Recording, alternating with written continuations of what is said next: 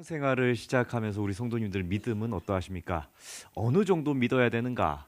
난 어느 정도 교회에 헌신하고 어느 정도 교회에 봉사해야 되지? 나 어느 정도 하나님한테 이렇게 나아가야 되지? 하는 그 정도의 차이를 정해놓고 신앙생활을 하고 있지는 않으십니까? 일주일에 몇 번, 이 예배는 꼭 참석하지만 다른 예배에 대해서는 조금 멀리. 새벽 예배? 일상생활을 위해서는 도저히 지킬 수 없는 예배지 하는 그러한 기준, 선들입니다. 그런데 하나님께서는 우리에게 어떤 믿음을 요청하고 계실까요? 하나님은 우리에게 어떠한 믿음으로 나오라고 하실까요? 예수님은 부활하신 후 승천하실 때 우리에게 말씀하셨습니다. 너희는 가서 제자를 삼으라 말씀하셨습니다. 예수 그리스도의 이름으로 세례를 주고 그들을 예수 그리스도의 제자 삼으라 말씀하셨습니다. 제자가 된다는 것, 제자로 살아간다는 것, 내가 제자가 된다는 것은 어떠한 믿음의 기준이 온전하다는 것을 의미합니다. 제자가 된다. 나는 스승 대신 예수 그리스도를 닮아가겠다라는 것은 내가 어떠한 선을 정해놓고 예수님의 인격을 담는 것이 아니라 예수님이 하신 그대로 닮아가겠다라는 것을 의미하는 것이죠. 오늘은 본문 말씀을 통해서 한 제자의 모습을 보려고 합니다. 어부였던 베드로입니다. 베드로의 신앙은 어디서 시작되었고 그 신앙은 어떻게 지켜졌으며 그 신앙은 어떻게 끝이 났을까? 오늘 본문 말씀을 통해서 그 시작과 끝에 대해서 한번 나눠보고자 합니다. 먼저 11절 말씀입니다. 11절 말씀 우리 함께 봉독하겠습니다. 그들이 배들을 육지에 대고 모든 것을 버려두고 예수를 따르니라. 아멘. 만선이 된 배를 보면서 베드로와 그와 함께 있던 일행들, 그 어부였던 사람들이 어떻게 합니까? 모든 것을 버려두고 예수를 따른다. 이러한 장면이죠.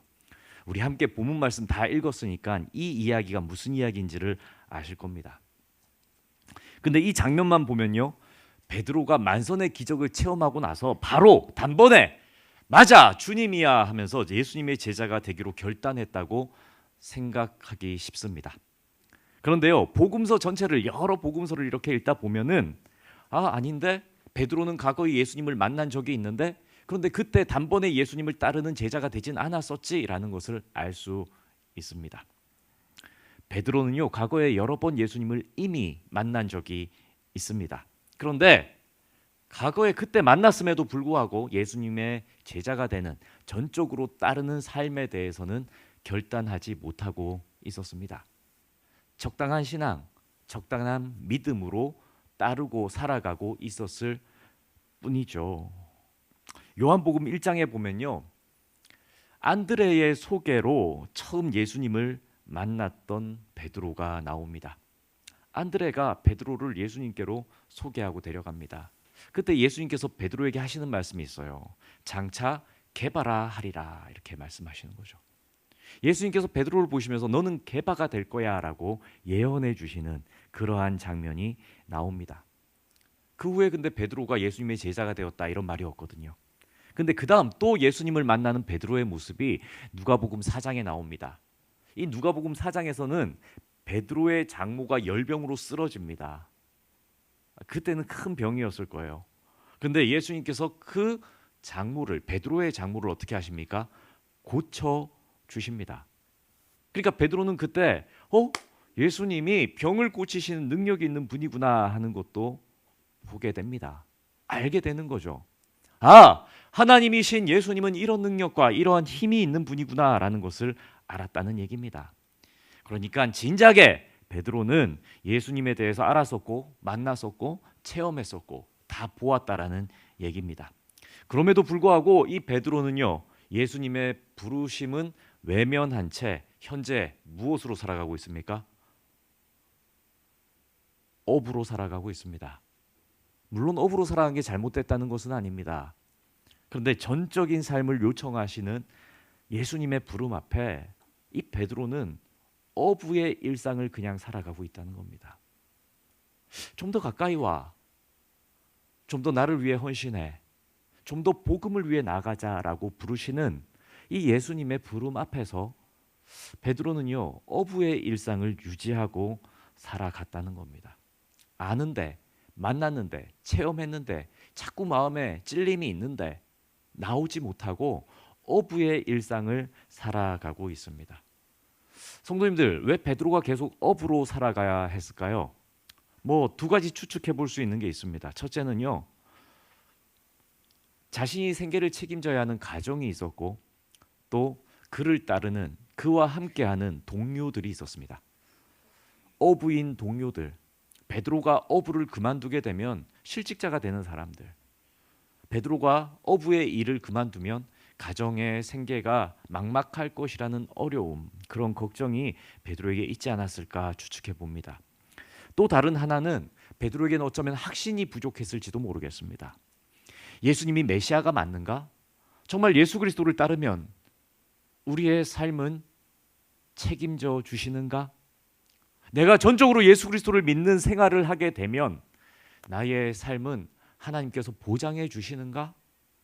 그게 맞는가 하는 확신입니다. 그래서 불확신, 믿긴 믿는데 불안한, 이러한 것들이 전적으로 베드로가 제자가 따르는 것, 제자가 되는 것, 예수 그리스도를 따르는 것을 막고 있었는지 모릅니다. 그러던 어느 날 밤의 일입니다. 베드로가 밤새 그물을 동료들과 함께 던지죠. 배 두 척이 함께 협동하여서 고기를 잡는 일들을 하는 겁니다. 물고기를 잡는 일을 밤새 수고했다, 성경은 얘기합니다. 그런데 이날 밤은 웬일인지 물고기가 한 마리도 잡히지 않습니다. 성경은 그렇게 얘기합니다. 밤새 수고했는데 한 마리의 물고기도 잡지 못했다. 성도님들, 이 구절 많이 읽으셨죠? 많이 읽었고 많이 설교 들으셨을 겁니다. 근데 이런 생각 해보셨습니까? 왜 안 잡혔을까? 왜 안 잡혔을까요?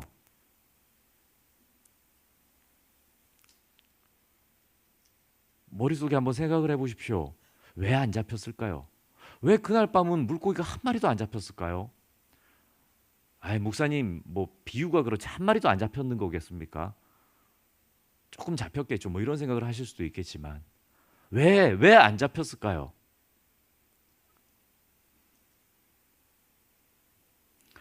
저도 모릅니다. 예. 성경이 안 가르쳐 줍니다.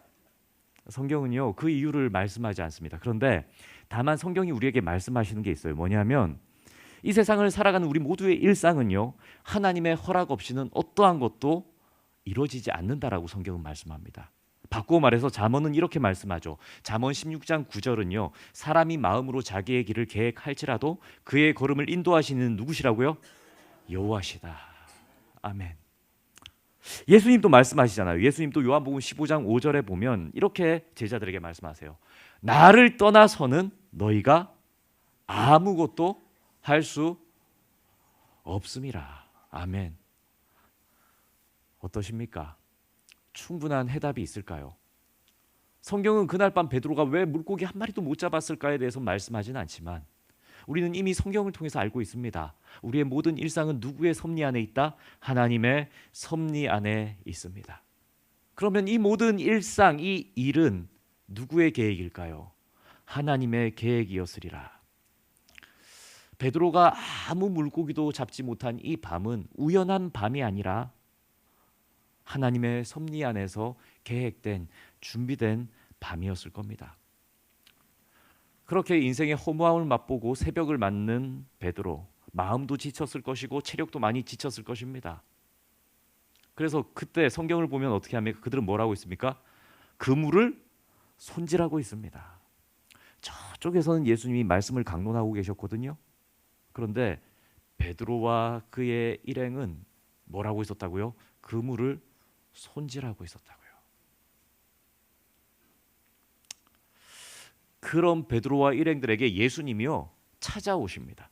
저기서 말씀을 증거하시던 예수님이 찾아오세요. 찾아오셔가지고 이제 어떻게 하셔야 됩니까? 이제 다 익었잖아요. 얘들 마음의 상처도 있고 힘도 들고, 그죠? 예수님을 따르고자 하는 마음이 있었는데 못 따르고 자기 능력으로 막 살았는데 이제 뭔가 일이 안 됐잖아요. 그러면 예수님이 찾아오셨어요. 이들을 어떻게 구워 삶아야 되겠습니까?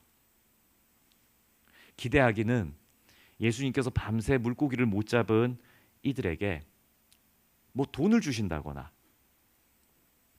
아니면 지친 몸과 그죠 마음을 위로해 주는 격려의 어떠한 일을 하셨으면 좋겠다라는 생각이 듭니다. 그런데 말씀 잘 보십시오. 예수님이 이 베드로와 일행들에게 와서 뭘 하실까요? 말씀의 답이 있습니다. 이번에는 뭘 하실까요? 아니에요. 물고기 잡으러 하기 전에 하는 게 있어요. 성경 한번 보십시오. 뭐라고 있습니까? 예, 3절 말씀입니다. 우리 3절 말씀. 우리 3절 말씀 함께 읽겠습니다. 예수께서 한 배에 오르시니 그 배는 시몬의 배라 육지에서 조금 떼기를 청하시고 앉으사 배에서 무리를 가르치시더니 아멘 아멘. 뭘 하고 있었다고요? 가르치셨다고요. 예수님이요 오셔가지고 배에서 뭐 하셨습니까? 가르치셨대요. 성도님들 이 장면이 좀 상상이 되십니까? 베드로 밤새 지쳤거든요. 마음도 낙심했거든요. 야 오늘 물고기 못 잡았으니까 우리 가족들 뭘 먹여 살리지? 함께 일한 동료들에게 손에 뭐라도 쥐어서 보내야 될 텐데 뭘 쥐어서 보내지 하는 낙심하는 마음이 있었을 겁니다. 그런데 예수님이 와서 하신다는 것은 뭡니까? 그 상황을 바꾸시지 않고요. 말씀을 들려주십니다. 말씀을 들려주세요. 그들이 그물을 손질하더나 듣지 못했던 저기서 사람들은 다 들었던 어떠한 말씀을 그들에게 하셨는지도 모르겠습니다. 어쩌면 복음에 대해서도 말씀하셨겠죠. 메시아에 대해서도 말씀을 하셨겠죠. 하나님의 뜻에 대해서도 가르치셨을 겁니다. 근데 성도님들 베드로의 귀에 그 말씀이 들렸을까요? 일상이 분주하고 지치고 당장 자기가 원하는 어떠한 것이 있는데 베드로에게 그리고 그의 일행들에게 예수님의 그 말씀이 들렸을까요?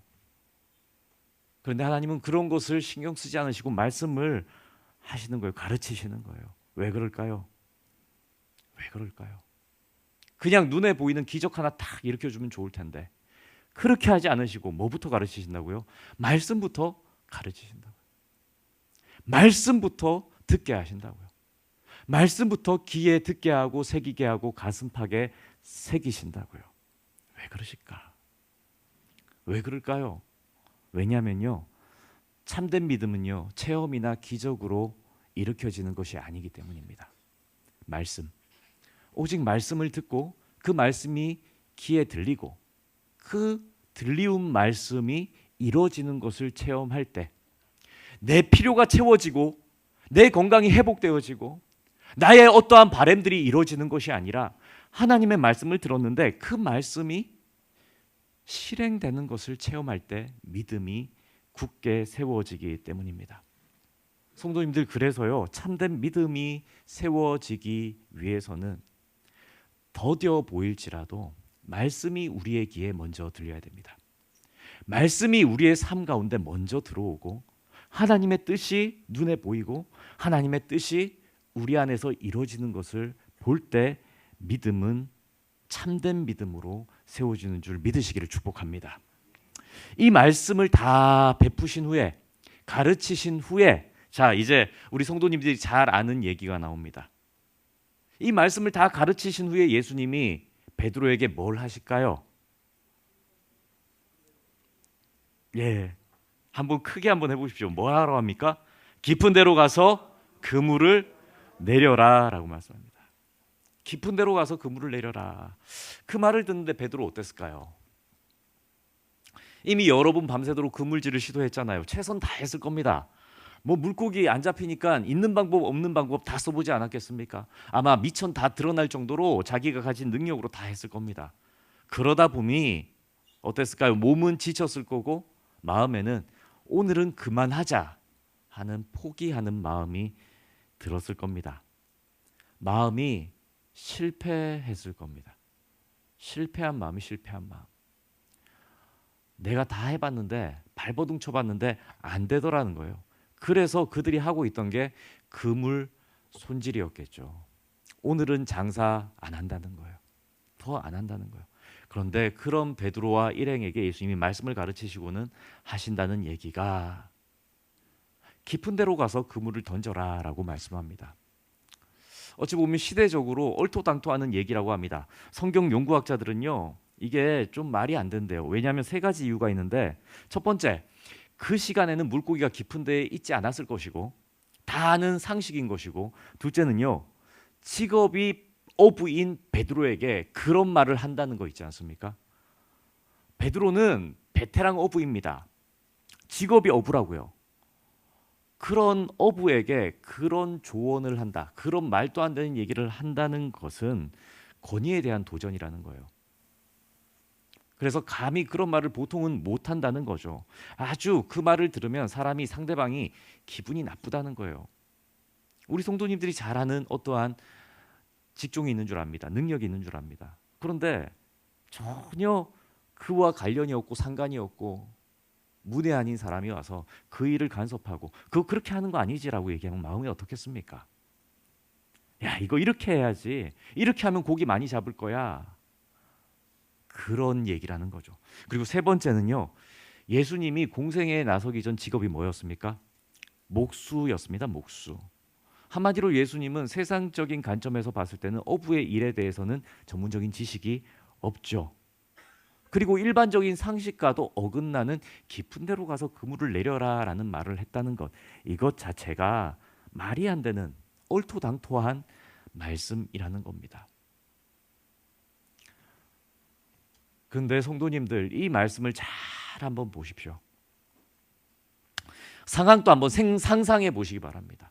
지쳤고 힘들고 말도 안 되는 얘기고, 그런데 예수님이 와서 하신 것은 말씀을 강론하시고 가르치시고, 그리고 나서 하시는 얘기가 깊은 데로 가서 그물을 내려라. 보통의 사람 같으면, 보통의 신앙 같으면 이것을 어떻게 받아들였을까요? 근데 베드로는 이날 있잖아요. 이날 마음도 무너지고 육신도 피곤하고 어떠한 생각도 들어갈 것 같지 않은 그날, 베드로는 말씀에 의지하여 내가 그물을 내리리다, 이렇게 고백합니다. 말씀에 의지하여 내가 그물을 내리리다. 이 고백을 이렇게 계속 묵상하는데 어떻습니까? 베드로가 보는 것은, 베드로가 믿는 것은, 베드로가 붙잡고 순종하는 것은요, 말씀이라는 겁니다. 말씀. 맞아, 하나님의 말씀으로 받고 한번 해보자라는 거예요. 내 생각에는 아닌데, 내 경험에 비춰봤을 때는 아닌데, 내가 살아왔던 내 삶의 스타일에는 이게 아닌데, 한번 말씀이니까, 하나님의 말씀이니까, 하나님의 뜻이라고 하니까 한번 해보겠습니다 하는 고백과 더불어 순종이 일어나는 거죠. 그 결과 어떤 일이 벌어집니까? 그물이 찢어질 만큼 고기가 잡히기 시작하고, 두 배가 가라앉아 잠길 정도로 배가 고기가 많이 배에 채워집니다. 갑자기 놀라운 경험을 하게 되는 거예요. 근데 더 놀라운 사실이 성경에 기록되는데, 이게 좀 논리상은 맞지 않습니다. 베드로가요, 그럼 물고기 막 잡았으면 어떻게 될 것 같아요? 기뻐하고, 와, 역시 내가 말씀에 순종했더니 이러한 복을 받는구나, 이렇게 할 것 같은데, 베드로가 그렇게 하지 않아요. 베드로가 어떻게 합니까? 8절에요. 주여 나를 떠나소서, 나는 죄인이로소이다, 이렇게 얘기합니다. 주여 나를 떠나소서, 나는 죄인이로소이다. 갑자기 회개해요. 회개를 하면서 내가 죄인이에요, 주님. 내가 잘못했어요. 나를 떠나세요. 그런데 왜 이렇게 두려워 벌벌 떨었는지 아십니까? 성경은 말씀하거든요. 고기가 잡힌 것을 보고 깜짝 놀라서, 주여 나를 떠나소서, 나는 죄인이로소이다, 이렇게 얘기합니다. 성도님들, 이게 뭘 의미하는 걸까요? 베드로는요, 과거에 예수님 만났다니까요. 예수님 만나서 넌 장차 개발하리라는 말도 들었고요. 그의 장모가 열병을 고치시는, 그 장모의 열병을 고치시는 예수님도 보았다고요. 알고 보았고 체험했다고요. 그런데 어떻게 됩니까?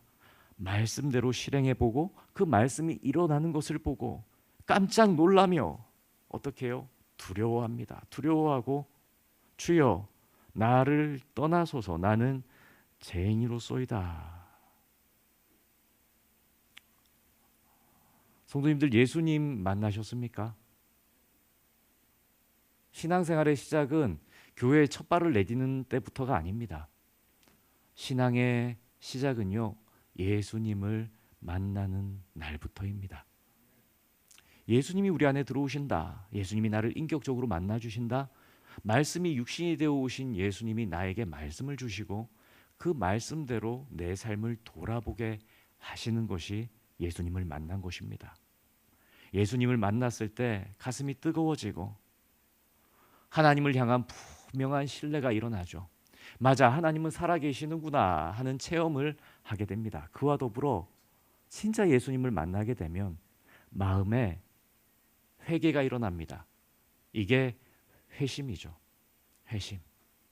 예수 그리스도를 만났을 때 즉각적으로 단회적으로 일어나는 우리의 반응입니다.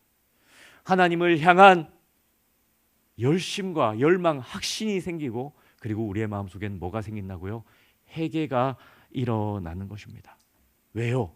하나님의 거룩한 영광이 내 삶을 비추니까 내 안에 더럽고 추악한 나의 교만, 나의 죄들이 다 보여지는 겁니다. 그래서 예수님 만났을 때 그냥 눈물이 나는 것이 아닙니다. 예수님을 만났을 때 눈물이 흐르는 이유는 거룩하신 하나님 앞에서 나의 추악함을 보고 회개하게 되기 때문이죠.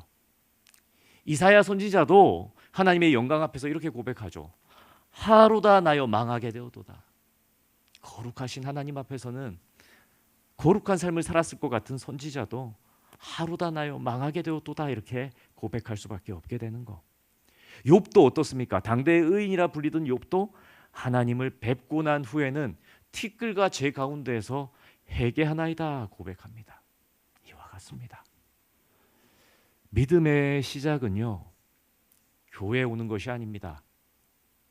종교 행위를 하는 것이 아닙니다. 큰 헌금을 하는 것이 아닙니다. 내가 어떠한 봉사를 하는 것이 아닙니다.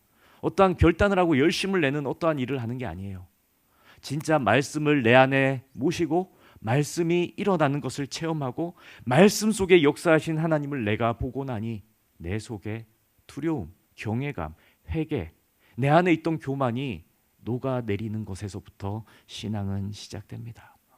그래서요, 확실한 증거가 나오기 시작하는데 베드로와 그의 일행이 만선이 된 두 배 있지 않습니까? 물고기 한 마리 얼마였을까요? 요새 고등어 얼마합니까? 무슨 고기를 잡았는지는 알 수 없지만 만선이 됐대요. 배가 두 배가 가득 찼대요. 배가 잠길 정도로 물고기가 배 위에 가득 얹어져 있어요. 얼마나 큰 돈일까요? 그런데 예수 그리스도를 진짜 만나고 나니까 베드로와 그의 일행이 어떻게 했다고 합니까? 그 배를 버려두고 모든 것을 버려두고 예수를 따르니라 이렇게 말씀합니다. 그리고 두려워 떠는 베드로에게 예수님이 그 전에 말씀하시죠. 무서워하지 말라. 이제 후로는 네가 사람을 취하리라 이렇게 얘기합니다. 삶의 방향을 바꾸는 메시지, 그리고 그 삶의 방향을 바꾸라라는 하나님의 말씀 앞에 즉각적으로 순종해서 눈에 보이는 어떠한 것들 다 버려두고 이제껏 그것 때문에 주저했었거든요. 이제껏 그것 때문에 제자가 되기를 멈췄거든요. 이제껏 그것 때문에 하나님 저는 여기까지요 선을 정했거든요. 믿음의 선을 정했다고요. 근데 그게 믿음이었을까? 정말 그게 믿음이었을까? 고민하게 되는 그 믿음. 그런데 베드로가 이날 드디어 믿음의 고백, 모든 것을 버려두고 예수를 따른다.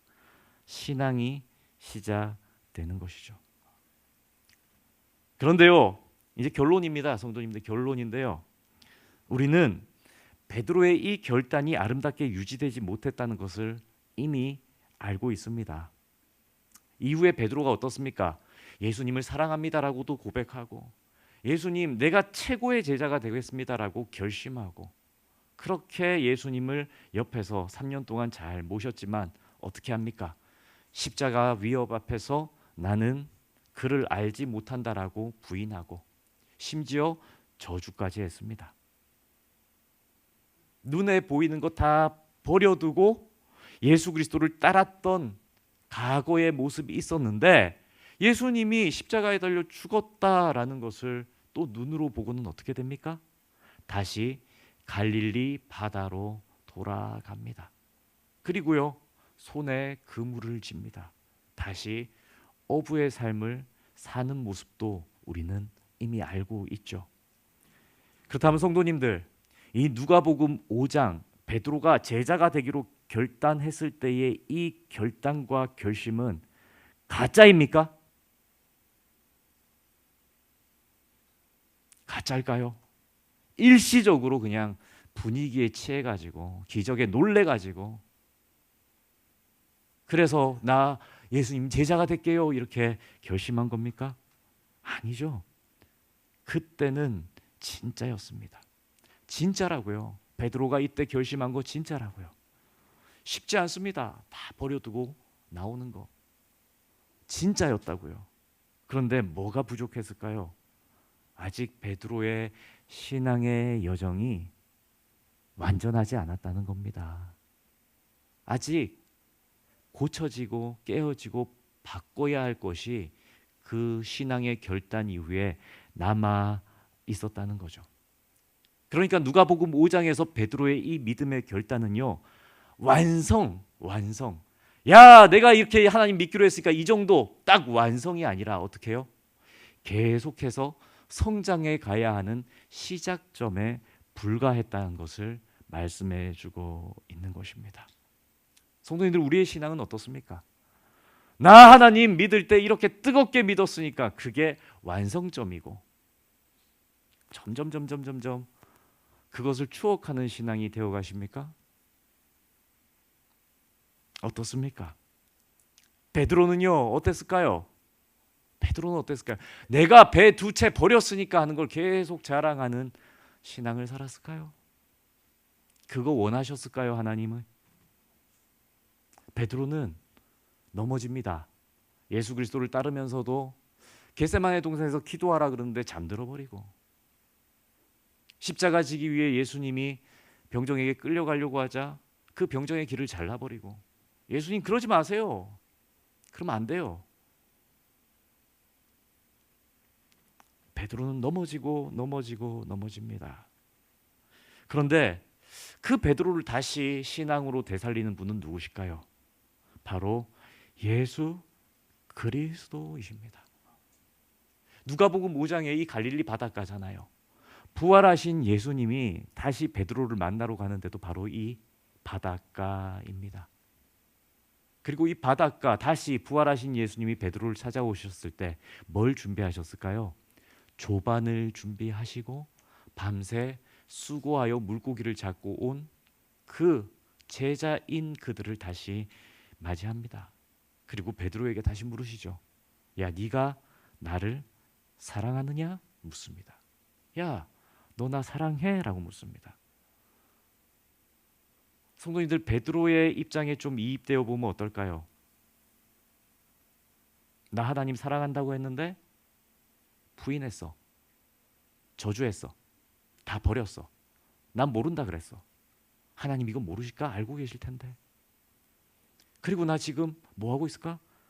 나 그때 하나님 앞에서 결심했는데 다 버려뒀던 이 배를 다시 찾았고 다시 그물을 깃고 있네. 너무 부끄러운데. 근데 예수님이 다시 물으셔. 네가 나를 사랑하냐? 이 놀리는 질문일까요, 성도님들? 야, 너 나한테 사랑한다고 말해놓고 왜 그랬냐? 이렇게 따지시는 질문이었을까요? 아니요. 예수님은 그런 넘어진 베드로에게 야, 너 다시 나를 사랑할래? 라고 물으시는 거겠죠. 성도님들, 이게 복음이죠. 복음. 결단하고 열심히 산 것 같은데 하나님 앞에 실수투성인 우리의 모습. 결단하고 하나님 정말 말씀대로 잘 살아볼게요 했는데 자꾸 주변을 살피게 되고 넘어지게 되는 내 모습. 근데 주님이 또 물으세요. 야, 너 사랑하니? 너 나 사랑하니? 너 나 사랑하니? 그래서 믿음은요, 내가 하나님한테 결단하면서 나가는 것과 동시에 하나님께서 우리를 꽉 붙잡고 있는 은혜임을 믿으시기를 축복합니다.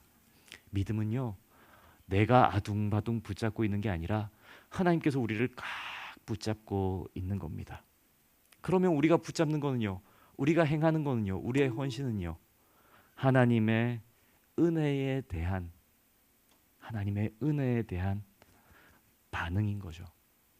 우리의 신앙 여정은 이렇게 올라가야 할 줄 믿습니다. 사랑하는 성도님들, 우리 성도님들 다 예수님 만나셨죠? 우리 조금 크게 한번 해볼까요? 우리 성도님들 모두 예수님 만나셨죠?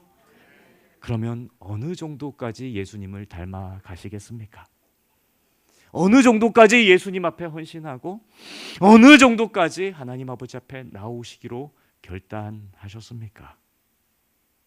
우리는요, 하나님께서 우리를 붙잡으신 대로 나가야 할 줄 믿습니다.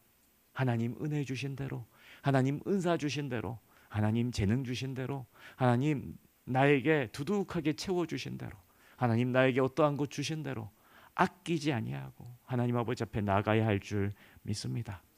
그때에 우리의 신앙은 넘어지지 않고 온전히 하나님께로 향하는 제자된 신앙이 될 줄 믿습니다. 사랑하는 성도님들, 구정 명절을 이제 맞이하게 돼요. 또 새해를 맞이하게 됩니다. 한 해 가면서 어떻습니까, 성도님들? 작년보다, 예전보다 내 신앙은 조금 더 성장했는가를 보고 계십니까? 과거보다, 옛날보다 내 신앙은 예수 그리스도의 인격을 더 닮았는가? 내 신앙은 점점 성화되고 있는가? 회심 이후로 하나님을 향한 나의 믿음은 더 뜨거워지고 나를 통해 예수 그리스도는 더 많은 열매로 내 삶에 증거되고 있는가? 해가 거듭 흘러갈수록 우리의 육체는 낡아져도 우리의 영혼은 더욱 말씀에 의지하여서 예수 그리스도를 닮아가는 저와 모든 성도님들 되기를 소원합니다. 우리 이 시간 함께 찬양하겠습니다.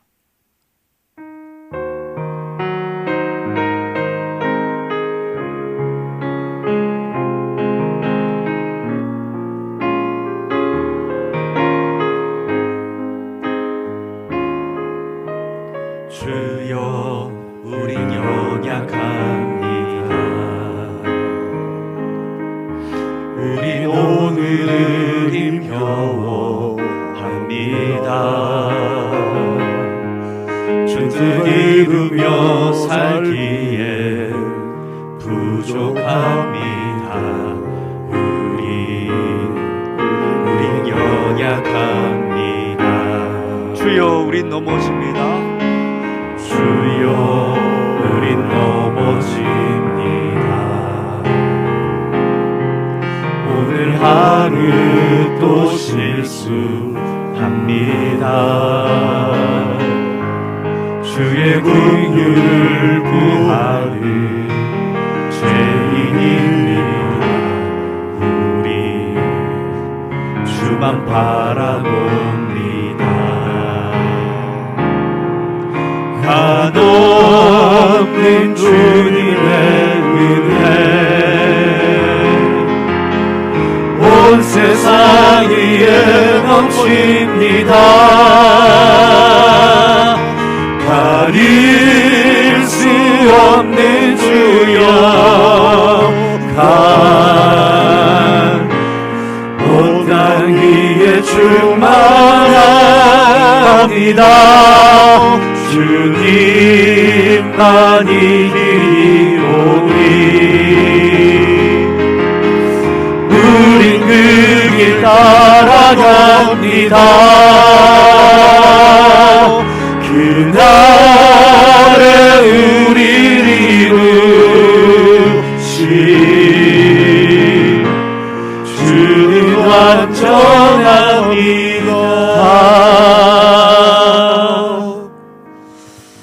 거룩하신 하나님 아버지, 말씀 앞에 섰지만 여전히 계산하며 머뭇거리는 우리의 믿음을 불쌍히 여겨 주옵소서. 빈 그물을 들고 서 있는 밤조차 주님의 섭리였음을 고백하게 하옵소서. 기적보다 먼저 말씀을 붙드는 믿음을 주시고 말씀에 의지하여 이 땅 살아갈 때 한 걸음 순종할 수 있는 용기를 허락하여 주옵소서. 부족합니다. 연약합니다. 내 고집이 너무 셉니다. 그러나 주님을 주인으로 모시게 하시고 주님의 거룩 앞에서 우리의 죄를 깨닫게 하시고, 그러나 무서워하지 말라, 사명 주시는 하나님의 음성을 듣고 다시 한번 일어서게 하옵소서. 우리가 주님을 놓아도 주님은 우리를 놓지 않으심을 믿습니다. 육체는 낡아져도 영혼은 더욱 말씀을 의지하며 살아가게 하옵소서. 이 모든 간구 우리 주 예수 그리스도의 이름으로 기도드립니다. 아멘.